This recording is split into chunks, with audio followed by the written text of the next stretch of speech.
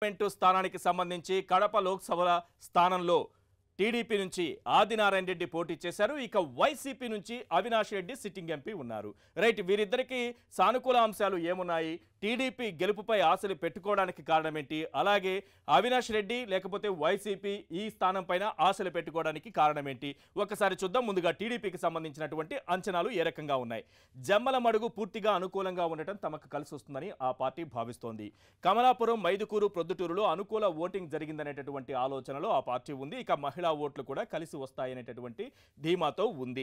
ఇవన్నీ కూడా తమ పార్టీ గెలుపునకు సహకరించే అంశాలుగా టీడీపీ భావిస్తోంది. ఇక వైసీపీని చూద్దాం. వైసీపీ గెలుపుపై నమ్మకంతో ఉంది. ఎందుకు, వారికి ఉన్నటువంటి అంచనాలేంటి, ఏ అంశాలు కలిసి వస్తాయని భావిస్తున్నారు. వైఎస్ కుటుంబానికి ఓటర్లలో ఉన్నటువంటి మద్దతుపై విశ్వాసం ఉంది. అలాగే మెజారిటీ అసెంబ్లీ సెగ్మెంట్లలో అనుకూల ఓటింగ్ పైన నమ్మకంతో ఆ పార్టీ ఉంది.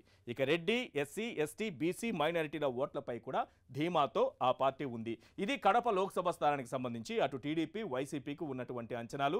ఎవరికి వారే విజయంపై ధీమాతో ఉన్నటువంటి పరిస్థితులు మనకు కనిపిస్తున్నాయి. వారి అంచనాలేంటి, సానుకూల అంశాలేంటి, వారు వేసుకుంటున్నటువంటి లెక్కలేంటో మనం ఇప్పటి వరకు స్క్రీన్ పైన చూసాం.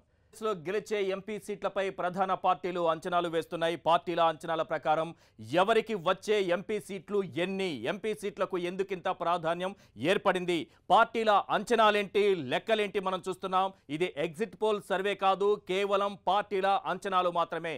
ఇప్పుడు మనం ఏలూరు లోక్సభ స్థానం పరిస్థితి ఏంటో ఒక్కసారి చూద్దాం. ఏలూరు లోక్సభ స్థానంలో పోటీలో ఉన్నారు మాగంటి బాబు, టీడీపీ నుంచి పోటీ చేశారు. ఇక కోటగిరి శ్రీధర్ వైసీపీ నుంచి పోటీ చేశారు. ఇక్కడ రెండు పార్టీలు కూడా ప్రధానంగా ఈ లోక్సభ స్థానం పైన ఆశలు పెట్టుకున్నాయి. ఈ లోక్సభ స్థానంలో గెలుపు తమదంటే తమదేననేటటువంటి అంచనాలకు వచ్చాయి. అందుకు కారణాలు ఒక్కసారి విశ్లేషిద్దాం. ఆయా పార్టీల అంచనాలు ఏ రకంగా ఉన్నాయో చూద్దాం. ముందుగా టీడీపీకి సంబంధించినటువంటి అంచనాలు ఈ రకంగా కనిపిస్తున్నాయి. మహిళా ఓటింగ్ శాతం ఎక్కువగా నమోదు కావడం తమకు కలిసి వచ్చే అంశంగా భావిస్తోంది. ఇక 4 నియోజకవర్గాల్లో కమ్మ సామాజిక వర్గం బలంగా ఉండటం కూడా తమకు కలిసి వచ్చే అంశంగా టీడీపీ భావిస్తోంది. కైకలూరు, నూజివీడు, దెందులూరు, చింతలపూడిలో అనుకూల ఓటింగ్ జరిగింది. ఇది తమకు కలిసి వచ్చే అంశంగా టీడీపీ భావిస్తోంది. ఇక వైఎస్ఆర్సీపీ అంచనాలు ఏ రకంగా ఉన్నాయి, ఆ పార్టీ విజయంపై ధీమాతో ఎందుకు ఉంది, ఆ పార్టీకి సంబంధించినటువంటి అనుకూల అంశాలు ఏమున్నాయి. ఏలూరు, చింతలపూడిలో ఓట్లపై భారీగా అంచనాలు పెట్టుకుంది. పోలవరం, ఉంగుటూరులో జనసేన చీల్చేటటువంటి ఓట్లపైన కూడా ఆ పార్టీ ఆశలు పెట్టుకుంది. కాపు, దళితుల సామాజిక వర్గాలు మద్దతిచ్చాయనేటటువంటి భావనలో వైసీపీ ఉంది. రైట్, ఏలూరు లోక్సభ స్థానంలో ఇటు టీడీపీ అటు వైసీపీ రెండు పార్టీలు కూడా గెలుపు తమదనేటటువంటి భావనలో ఉన్నాయి. అందుకు వారు అంచనాలు వేసుకుంటున్నారు.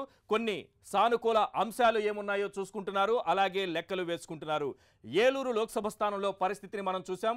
ఇప్పుడు మనం వెళుతున్న